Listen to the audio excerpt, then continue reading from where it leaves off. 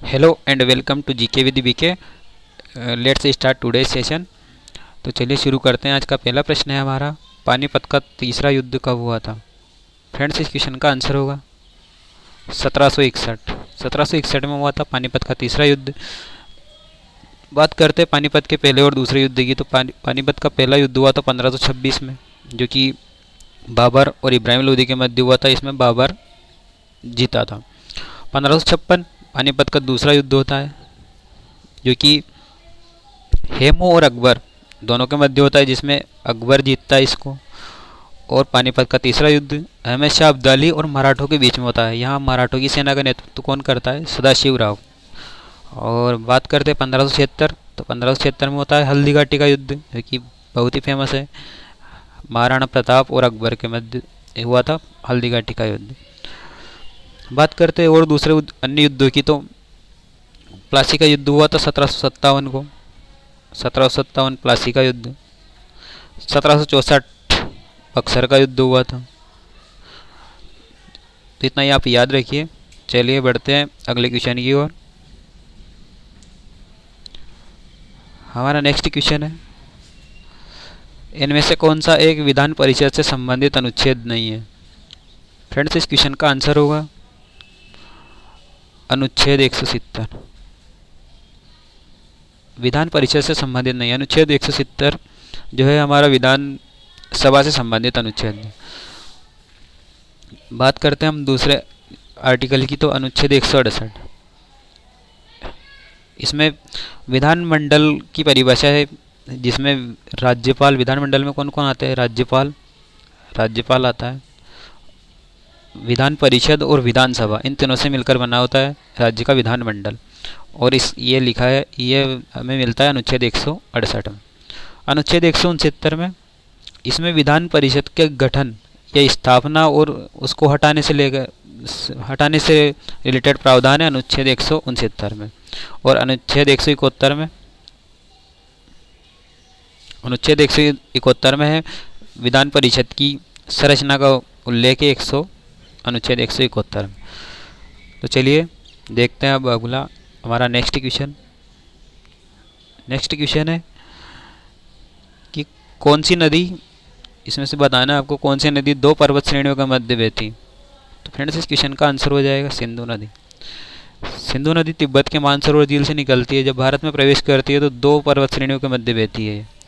जैसे कि ये हिमालय का जो ट्रांस हिमालय वाला भाग है, ट्रांस हिमालय वाले भाग को मुख्य रूप से तीन पर्वत श्रेणियों में बांटा जाता है, काराकोरम, लद्दाख और जास्कर।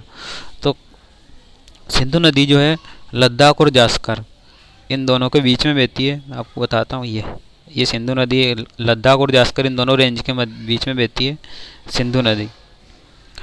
बात करते हैं अन्य नदियों की। तो इसमें है झेलम, ये जम्मू कश्मीर से ही निकलती है, जम्मू कश्मीर, और ये पंजाब पाकिस्तान में प्रवेश कर जाती है। चिनाब, ये दो नदियों से मिलकर बनी होती है, चंद्रा तथा बाघा चिनाब नदी, और ये भी जम्मू कश्मीर में ही बहती है। तो चलिए देखते हैं अब अपना नेक्स्ट क्वेश्चन। नेक्स्ट हमारा क्वेश्चन है कि कौन सी तरंगे संपीड़न और विरलन के रूप में आगे बढ़ती हैं। फ्रेंड्स, इस क्वेश्चन का आंसर हो जाएगा अनुदैर्ध्य तरंगे। अनुदैर्ध्य तरंगे जो होती है संपीड़न और विरलन के रूप में आगे बढ़ती हैं। बात करें तरंगे की, तो अनुदैर्ध्य तरंगे और अनुप्रस्थ तरंगे दोनों यांत्रिक तरंगों का एक प्रकार होता है। यांत्रिक तरंगे या मैकेनिकल वेव्स इन्हें बोला जाता है। दोनों एक इन्हीं का प्रकार होता है। लेकिन अनुदैर्ध्य तरंगे जो होती है ये संपीड़न विरलन के रूप में आगे बढ़ती हैं, जैसे कि ध्वनि तरंगे इनका अच्छा उदाहरण है। और यदि हम बात करें अनुप्रस्थ तरंगों की, तो ये शंख और गर्त के रूप में आगे बढ़ती हैं। किस रूप में? शंख और गर्त के रूप में आगे बढ़ती हैं। और इसी में बात करें हम विद्युत चुंबकीय तरंगों की, तो विद्युत चुंबकीय तरंगे कौन सी है? जैसे कि गामा किरणें, एक्स किरणें, पराबैंगनी किरणें, दृश्य प्रकाश, विद्युत चुंबकीय तरंगे के ही उदाहरण है ये सब। और ये इन्हें चलने के लिए कई आवश्यकता नहीं होती, किसकी? माध्यम की इनकी आवश्यकता नहीं होती है। सूर्य का प्रकाश पृथ्वी पर पहुँचता है, उसको कोई माध्यम की आवश्यकता नहीं होती। चलिए देखते हैं अब हमारा नेक्स्ट क्वेश्चन है आवर्त सारणी में बाएं से दाएं ओर जाने पर क्या बढ़ता है? फ्रेंड्स इस क्वेश्चन का आंसर है दोनों, इलेक्ट्रॉन बंधुता और विद्युत ऋणात्मकता। जब हम आवर्त सारणी की बात करें तो आवर्त सारणी में बाएं से दाएं मतलब इस ओर बढ़ेंगे, जब इस ओर बढ़ेंगे तो हमेशा इलेक्ट्रॉन बंधुता भी बढ़ेगी और विद्युत ऋणात्मकता भी बढ़ेगी। क्यों कि हम समझ सकते हैं कि जो 17वां समूह है, यहाँ 17वां समूह या 18वां, तो 17वां समूह में जो फ्लोरीन है उसकी विद्युत ऋणात्मकता सबसे ज़्यादा होती है और इलेक्ट्रॉन बंधुता क्लोरीन की सबसे ज़्यादा होती है। सबसे ज़्यादा हुई इसका मतलब इधर से जब आगे बढ़ते गए तो वो भी बढ़ती गई, तो इसका मतलब यही है कि आवर्त सारणी में जब भी बाएं से दाएं बढ़ेंगे तो इलेक्ट्रॉन बंधुता और विद्युत ऋणात्मकता दोनों का मान बढ़ता है। चलिए देखते हैं अब नेक्स्ट क्वेश्चन। नेक्स्ट हमारा क्वेश्चन है कि इनमें से कौन सा एक पंच जगत वर्गीकरण का भाग नहीं है। देखिए पंच जगत वर्गीकरण जो दिया गया था, ये दिया गया था वी टेक्कर के द्वारा और ये बहुत फेमस है। पंच जगत वर्गीकरण का भाग में मूल रूप से अभी तो ये जीवाणु तो नहीं है उसमें, ये तो मोनेरा में आते हैं, मोनेरा के अंदर। तो बात करें पंच जगत वर्गीकरण के अंदर कौन कौन आते हैं, तो इसमें आता है एक तो मोनेरा, प्रोटिस्टा, फंजाई, प्लांटी और एनेमिलिया। ये पांचों याद रखिए, पंच जगत वर्गीकरण के ये पांचों ही भाग है और इसमें ही पूरे जिस संसार में या जगत में जितने भी जीव पाए उन सबको बांट दिया था वी टेक्कर ने और एग्जाम में यहाँ से ये पूछा जाता है। चलिए देखते हैं नेक्स्ट क्वेश्चन। अगला हमारा क्वेश्चन है नेपाल का राष्ट्रीय खेल क्या है। फ्रेंड्स क्वेश्चन का आंसर सिंपल सा है, वॉलीबॉल। लेकिन इसके पीछे जो बात है उसको जान लेते हैं कि नेपाल का जो राष्ट्रीय खेल है उसमें दांडी बियो भी है। दांडी बियो जिसे हम साधारण भाषा में गुल्ली डंडा बोलते हैं, गुल्ली डंडा या दांडी बियो। लेकिन बाद में नेपाल में ये जो इंटरनेशनल ये इससे रिलेटेड कोई प्रतियोगिता नहीं होती, इसलिए वॉलीबॉल ये अभी राष्ट्रीय खेल बनाया गया है नेपाल का। हॉकी की बात करें तो भारत का राष्ट्रीय खेल, पाकिस्तान का राष्ट्रीय खेल कैनवोल या चिनलोन भी बोलते हैं, ये म्यांमार का राष्ट्रीय खेल है। तीरंदाजी भूटान का, श्रीलंका का भी वॉलीबॉल हो जाएगा। ये सब देखते हैं हम और अब देखते हैं नेक्स्ट क्वेश्चन। नेक्स्ट हमारा क्वेश्चन है दिहिंग पटकाई नेशनल पार्क किस राज्य में स्थित है। फ्रेंड्स इस क्वेश्चन का आंसर होगा असम राज्य में स्थित है दिहिंग पटकाई नेशनल पार्क। ये भारत का नवीनतम राष्ट्रीय पार्क है, राष्ट्रीय उद्यान है। और बात करते हैं असम के और राष्ट्रीय उद्यान की, तो असम में है काजीरंगा राष्ट्रीय उद्यान जो कि एक सींग वाले गैंडे के लिए जाना जाता है। काजीरंगा, मानस राष्ट्रीय उद्यान, नमेरी राष्ट्रीय उद्यान, ओरांग राष्ट्रीय उद्यान भी, ओरांग राष्ट्रीय उद्यान, डिब्रू सिखोवा राष्ट्रीय उद्यान, डिब्रू सिखोवा, ये सभी हैं असम में। और बात करते हैं उत्तर प्रदेश की, तो उत्तर प्रदेश में Dudhwa national park, Dudhwa national park भी है, टाइगर रिजर्व भी है। बात करते हैं तेलंगाना की, तो तेलंगाना में 3 नेशनल पार्क है। एक मृगनयनी नेशनल पार्क, एक कासु ब्रह्मानंद Reddy national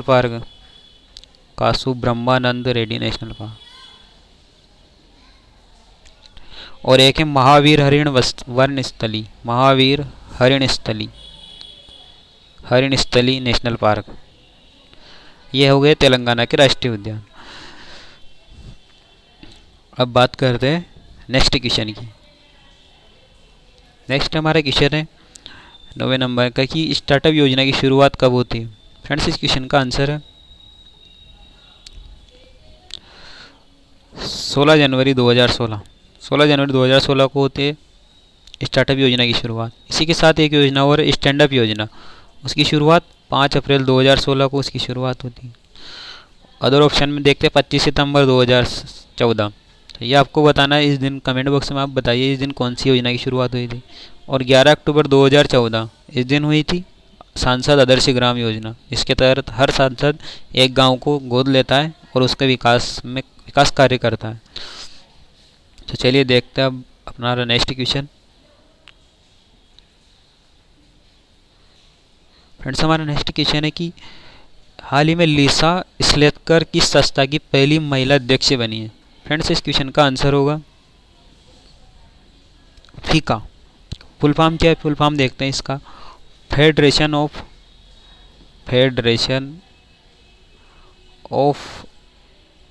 international cricketers, cricket नहीं है, क्रिकेटर्स है, क्रिकेटर्स एसोसिएशन।